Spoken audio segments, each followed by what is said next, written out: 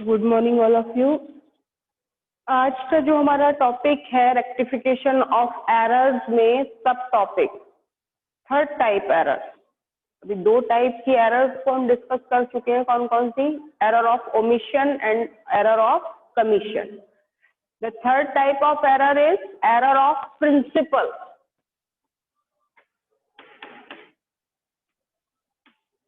Errors of principle, ये PRINCIPLE वाला principle है, PAL वाला नहीं। ठीक है। प्रिंसिपल एरर कौन सी एरर है? प्रिंसिपल मीन्स आप अकाउंटिंग प्रिंसिपल्स को अगर इग्नोर करते हैं और उनको इग्नोर करने की वजह से आपके अकाउंटिंग बुक्स में कोई एरर होती है तो वो कैसी एरर है? Principle error. यानी अकाउंटिंग के कुछ प्रिंसिपल्स आपको बताए थे ना थर्ड चैप्टर में, जहां आपको अजम्पशंस एंड प्रिंसिपल्स के बारे में बताया गया था कि ये वो प्रिंसिपल्स हैं जिनको हमें अकाउंटिंग प्रोसेस में फॉलो करना होता है। तो उन सभी प्रिंसिपल्स को फॉलो करना हर एक अकाउंटेंट के लिए क्या है? मैंडेटरी है।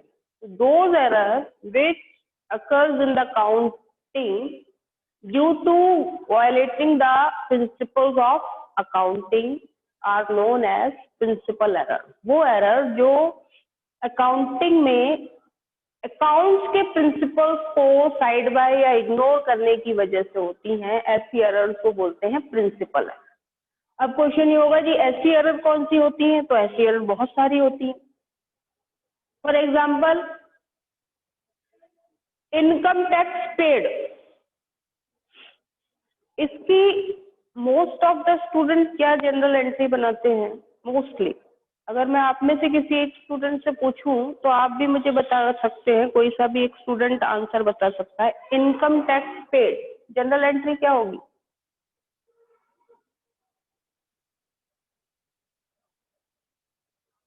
What will be the general entry for income tax paid?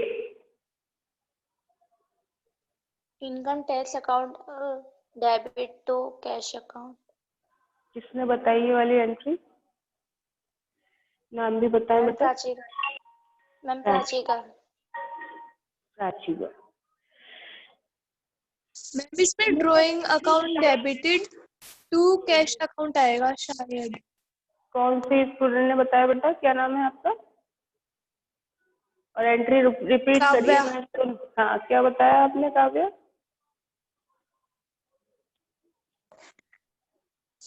Entry again. Drawings account debited to cash और बैंक अकाउंट। ठीक, दो एंट्रीज निकल के आई इनकम टैक्स पेड में। एक एंट्री निकल के आई income tax account debited to cash और बैंक अकाउंट। दूसरे स्टूडेंट ने क्या कहा? ड्राइंग्स अकाउंट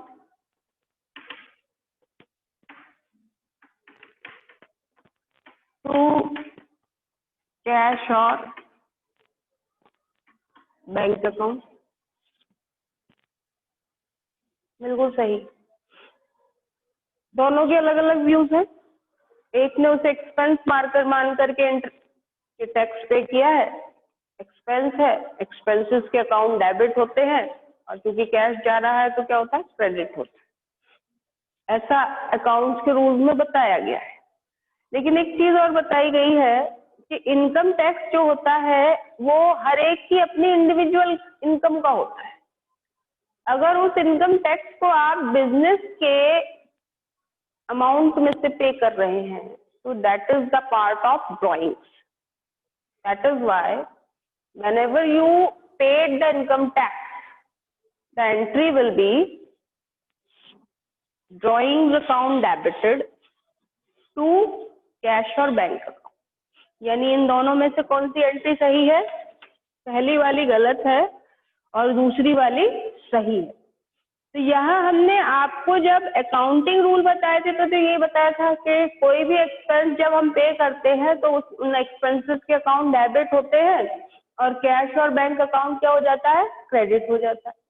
तो उस लॉजिक से तो उन्होंने ठीक एंट्री की। लेकिन साथ में एक प्रिंसिपल भी बताया था कि जब भी कोई बिजनेसमैन अपने ही बिजनेस की मनी में से अपना कोई प्राइवेट एक्सपेंस पे करता है तो उसे हम किस अकाउंट में ले जाते हैं? ड्राइंग्स के अकाउंट।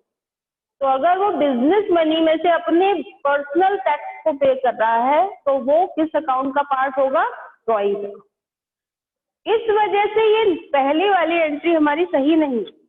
कौन सी एंट्री सही है? ये दूसरी, drawings account debited to cash और बैंक। यानी नॉर्मली अकाउंटेंट भी ये गलती करते हैं, ठीक है।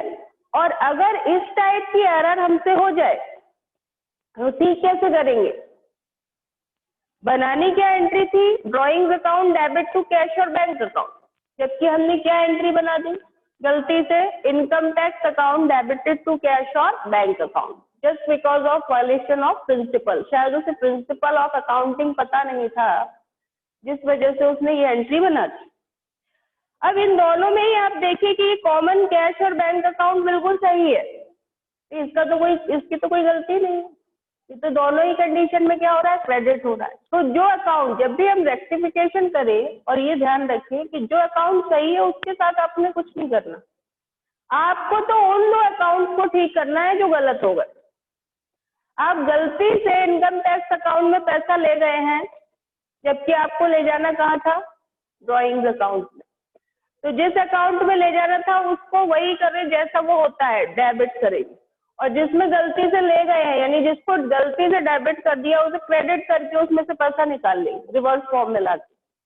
तो कैसे एंट्री करोगे? इसकी रेक्टिफाइंग एंट्री क्या होगी? देखिए, इसकी रेक्टिफाइंग एंट्री होगी, दोनों एंट्री आपके सामने थी, अब रेक्टिफाइंग एंट्री यानी सही एंट्री बनाएंगे हम, उसको हम बोलते हैं रेक्टिफाइंग एंट्री। और एंट्री क्या बनेगी? ड्राइंग्स अकाउंट, जो कि डेबिट हुआ ही नहीं, टू इनकम टैक्स अकाउंट, जिसको होना ही नहीं था डेबिट, उसको हमने क्रेडिट कर दिया। इस अकाउंट से पैसा निकल आएगा और किस अकाउंट में चला जाएगा? Drawings account. तो ये हो गई आपकी rectifying entry. Now the rectification made, being the error rectify, ये इसकी नरेशन आप शॉर्ट में दे सकते। कहने का मतलब है कि वो सभी एरर जो कि अकाउंटिंग रूल्स को इग्नोर करने से होती हैं, और बहुत इम्पोर्टेंट है कि हम अकाउंटिंग में अकाउंटिंग रूल्स को फॉलो करें। सेम एज एक और एग्जांपल सुनिए, बहुत सारे स्टूडेंट्स हैं, जब आप लाइफ इंश्योरेंस पे करते हैं तो वहां भी आप ज्यादातर गलती यही करते हैं, एंट्री बनाते हैं life insurance account debited to cash और बैंक अकाउंट, जबकि वहां भी हम एंट्री क्या बनाएंगे? Drawings account debited to cash और बैंक अकाउंट। ये बार बार मैं बताती हूँ, लेकिन स्टूडेंट्स ध्यान नहीं देते, और जब ध्यान नहीं देते तो ऑब्वियस सी बात है, अभी गलती कर रहे हो, आगे जाके किसी के रियल अकाउंट बनाओगे वहां भी गलती करोगे।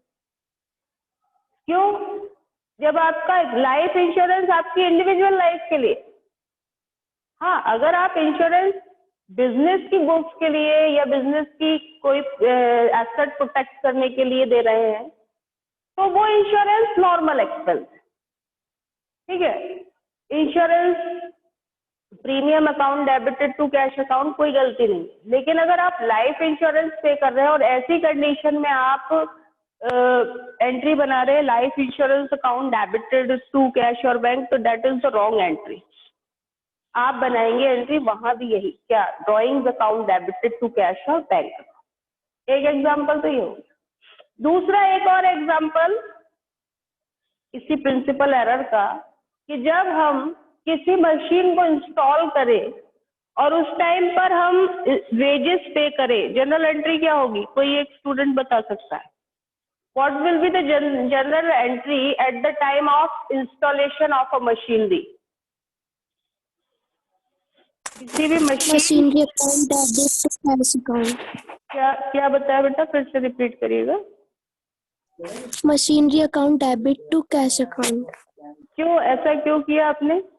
Wages account debited to cash account क्यों नहीं किया?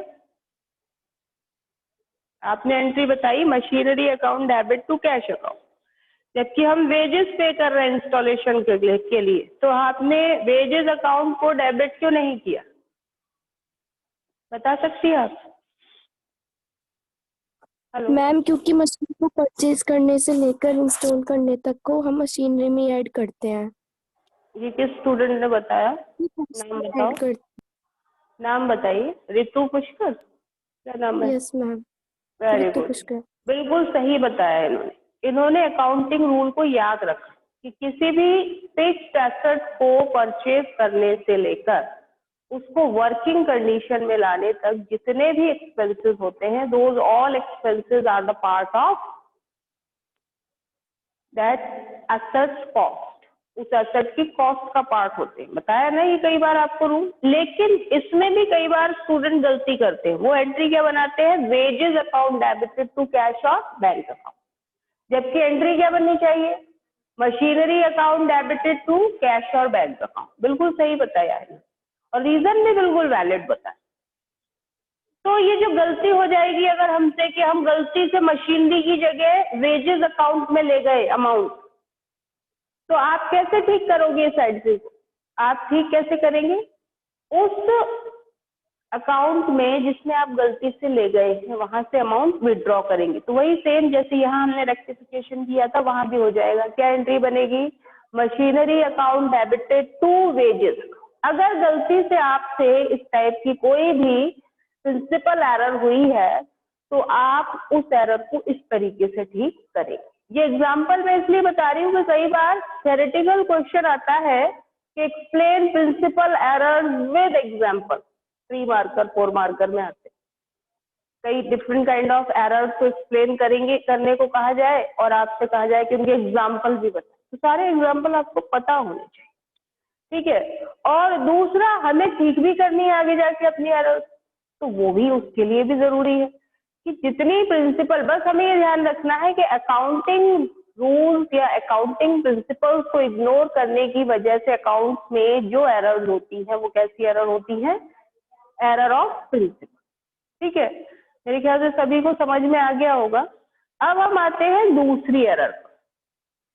दूसरी means last error, compensating error. कौन सी है ये? कंपनसेटिंग है। फोर्थ जो हमारा टाइप है वो है कंपनसेटिंग एरर। कंपनसेटिंग एरर कौन सी एरर है? कंपनसेटिंग एरर्स वो एरर्स हैं जो एक दूसरे के इफेक्ट को न्यूलिफाइड कर देती हैं। एक दूसरे के इफेक्ट को कैसे न्यूलिफाइड कर देती है? फॉर एग्जाम्पल, आपने किसी अकाउंट में गलती से डेबिट कर दिए हो 1000 की जगह 100। 1000 की जगह कितने? 100, यानी कितने कम डेबिट किए? 900। समझ रहे हो? और किसी और अकाउंट में डेबिट ही किए हैं 1000 की जगह 100। पहले क्या किया था हमने गलती में? पहले 1000 की जगह 100 किए डेबिट, और किसी और अकाउंट में 100 की जगह 1000, मतलब रिवर्स गलती कर दी। फॉर एग्जाम्पल, राम और श्याम दोनों ही डेटर हैं हमारे, लेकिन राम को हमने 1000 रुपीज की गुड्स क्रेडिट पर सेल की थी, तो जनरल एंट्री क्या बनाई थी? Purchase account debited to Ram by rupees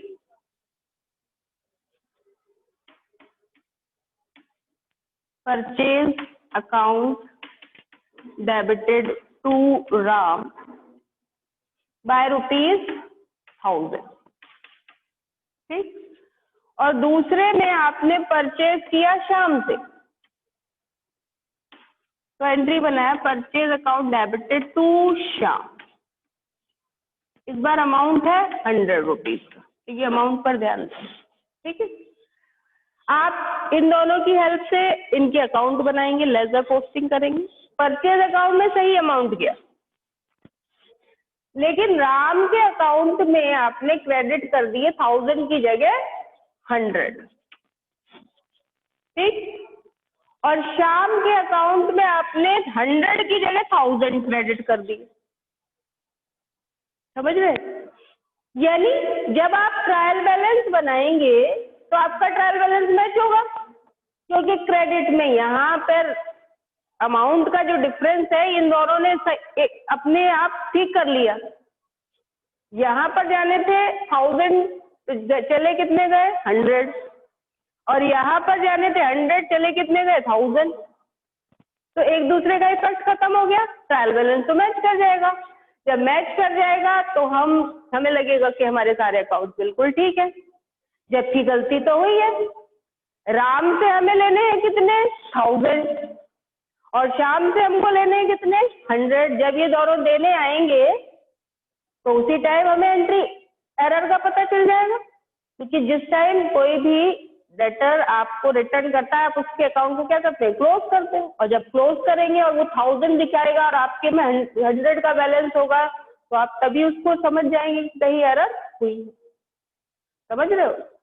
अब कैसे करें, क्योंकि परचेज अकाउंट तो ठीक है, परचेज अकाउंट में कोई गलती नहीं, एरर कहाँ हुई है, राम और श्याम के अकाउंट। तो राम और श्याम के अकाउंट को ही आपस में हमें क्या करना पड़ेगा, ठीक करना पड़ेगा, रेक्टिफाई करना पड़ेगा। परचेज अकाउंट, जो अकाउंट ठीक है उसको आपको दोबारा से ठीक करने की कोई जरूरत नहीं। मीन्स जब हम इसकी रेक्टिफाइंग एंट्री बनाएंगे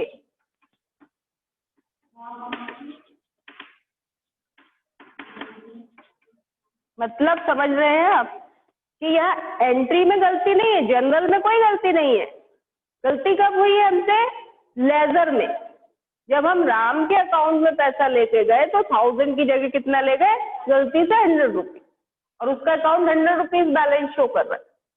जबकि श्याम के अकाउंट में उल्टा हुआ, उसका अकाउंट 100 रुपीज बैलेंस शो करना चाहिए था, उसका कितना कर रहा है 1000, क्योंकि हम गलती से पोस्टिंग में 1000 ले। अब आपको ये देखना है कि किसके अकाउंट में पैसा ले जाना है और उसके अकाउंट का नेचर क्या है।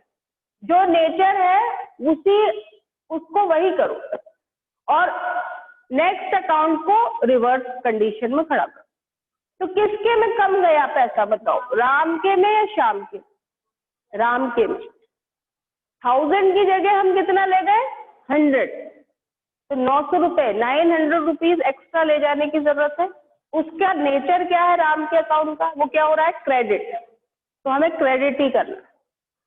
अब इनके अकाउंट में हम एक्स्ट्रा पैसा ले गए, किसके, श्याम के, तो इसके अकाउंट से हमें एक्स्ट्रा मनी को विड्रॉ करना है। अब इसके अकाउंट का भी नेचर क्रेडिट है, विड्रॉ करने के लिए रिवर्स नेचर में आ जाएगा। तो क्या होगा, एंट्री क्या बनेगी आपकी, श्याम डेबिटेड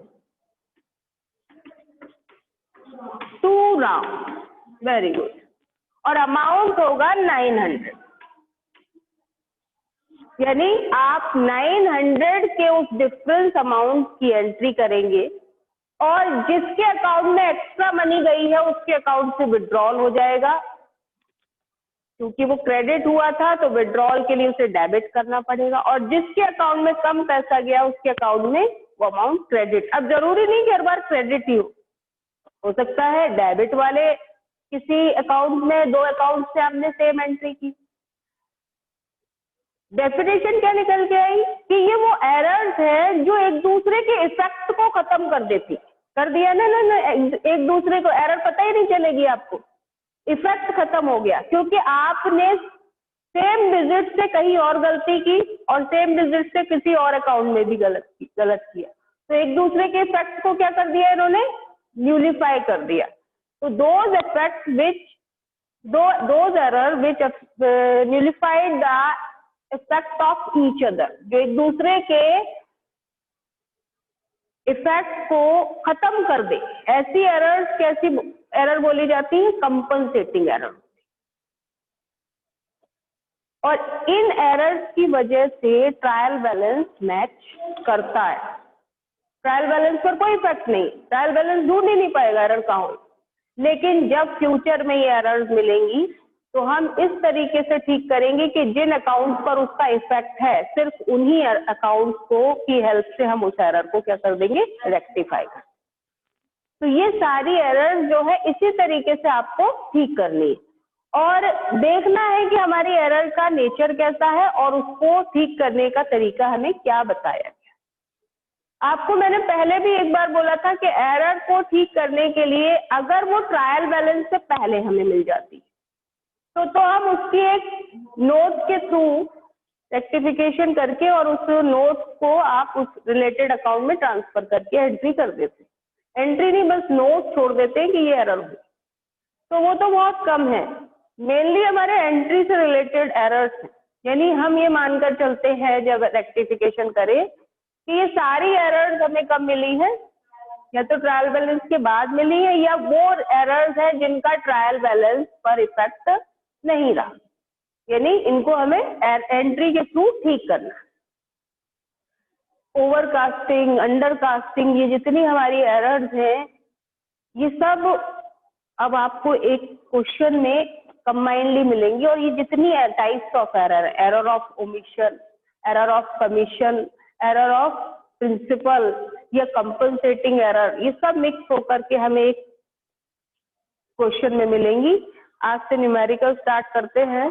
टाइप्स आपको सभी को समझ आ गए होंगे मेरे ख्याल से, और जब क्वेश्चंस करेंगे तो आपको समझ में आएगा कि इन एरर्स को हमें ठीक कैसे करना होता है। अब तो आपकी नई बुक में इनको बकायदा बिल्कुल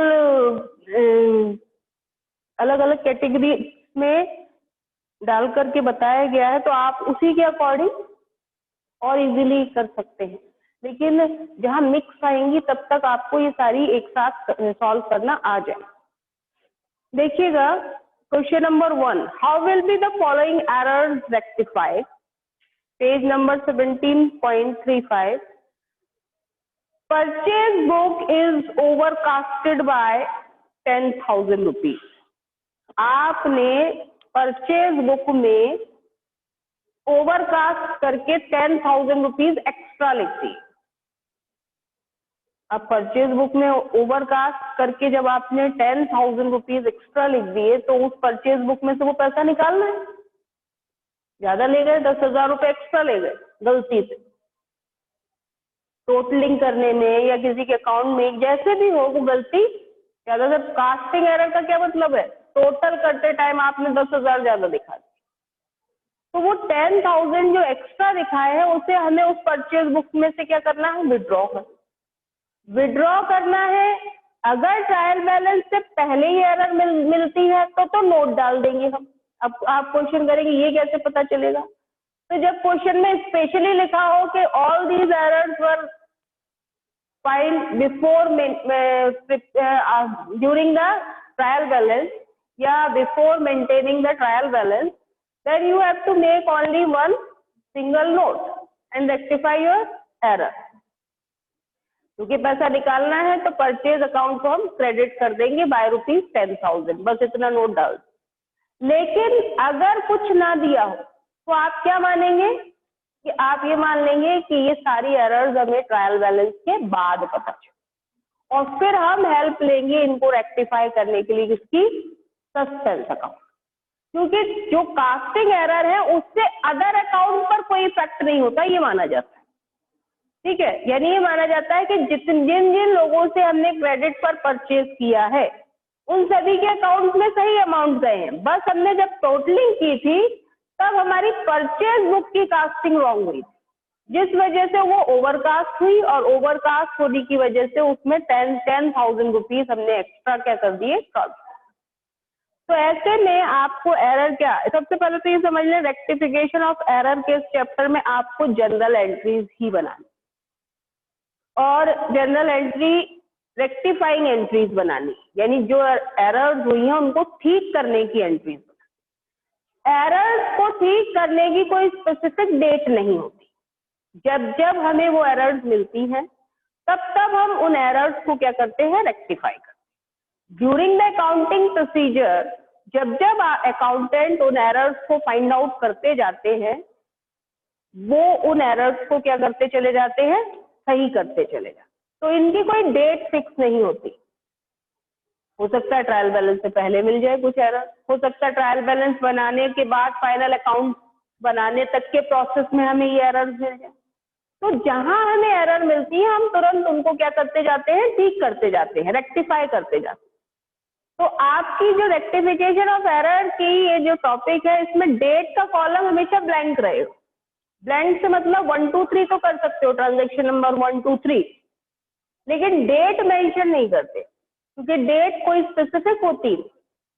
जब जब एरर मिलेगी तब तब ठीक कर देंगे। बस एंट्रीज में आपको वो एरर ठीक करनी है, क्योंकि हमें फेयर रिजल्ट देना है। हमने अकाउंटिंग की स्टार्टिंग में क्या बताया कि अकाउंट्स क्यों प्रिपेयर किए जाते हैं, to give fair and true result of a business. किसी भी बिजनेस के फेयर और ट्रू रिजल्ट, जिन पर बिलीव किया जा सकते, जो रिलायबल हो, ऐसे रिजल्ट देने पड़ते हैं। तो वो रिजल्ट हम तब तक नहीं दे सकते जब तक हमारे अकाउंट्स में एरर्स हो। तो एरर फ्री अकाउंटिंग करने के लिए हमें एरर्स को टाइम टू टाइम क्या करना पड़ता है, रेक्टिफाई करना। और जब जब आपको एरर मिलेंगी तब तब अकाउंटेंट क्या करेंगे, उनको बीच बीच में ठीक करते चले जाएंगे। और फाइनल अकाउंट तक आते आते वो कोशिश करते हैं कि इस टाइप की एरर्स हमारे अकाउंट से टोटली क्या हो जाए, खत्म हो जाए, और हमारे जो अकाउंट्स है वो एक फेयर, रिलायबल और ट्रू रिजल्ट प्रेजेंट करें। ठीक है, तो रेक्टिफिकेशन ऑफ एरर का ये टॉपिक भी आपका जर्नल एंट्री से रिलेटेड है। जर्नल का वही हमेशा वाला फॉर्मेट ही यूज करेंगे हम। क्या फॉर्मेट है जर्नल का, सभी को पता है। Date particular, LF, amount debit, amount credit. Date particular LF, amount debit और अमाउंट क्रेडिट। लेकिन डेट वाले कॉलम में आप ट्रांजैक्शन नंबर डालें, डेट नहीं डालें। 1 2 3 4 आपको दी भी नहीं जाएंगी किसी क्वेश्चन में। ठीक है, डेट पर्टिकुलर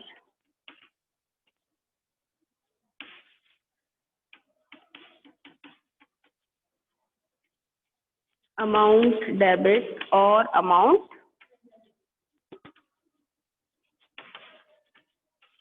ठीक है।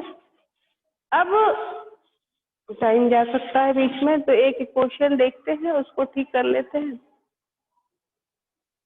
पहला क्वेश्चन मैं एंट्री के थ्रू बता रही हूँ। इस क्वेश्चन को बहुत इजी है। अंडर और ओवर कास्ट से रिलेटेड, कैरी फॉरवर्डिंग, यानी ये सारी इसमें जो ट्रांजेक्शन दिए हैं, those all are related to the which error, which one, these all errors are related to error number 2, यानी commission error, carry forwarding, casting, उससे रिलेटेड एरर्स होती है कमीशन एरर, तो उनसे रिलेटेड है। देखिए क्या है, purchase book is overcast by ₹10,000।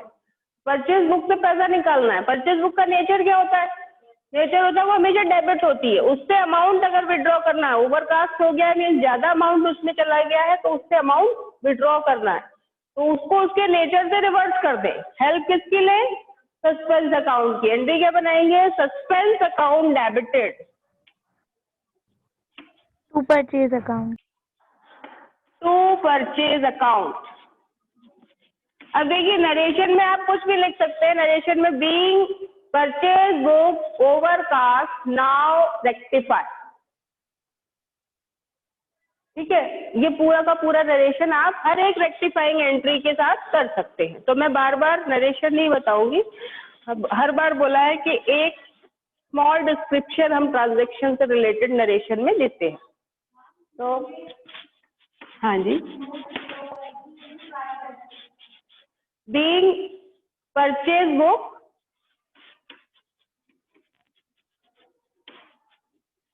Overcast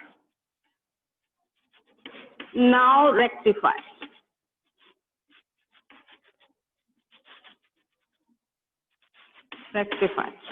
ये हो गई आपकी नरेशन। वो भी बताएंगे कि नीचे एक नोट के थ्रू भी the above error have been deducted before the preparation of trial balance. तो वहां तो आपको सिर्फ एक नोट डालना है, purchase book rectified by ₹10,000, overcasted by ₹10,000। तो इस अमाउंट को हम कहाँ ले जाएंगे, परचेज अकाउंट में क्रेडिट साइड।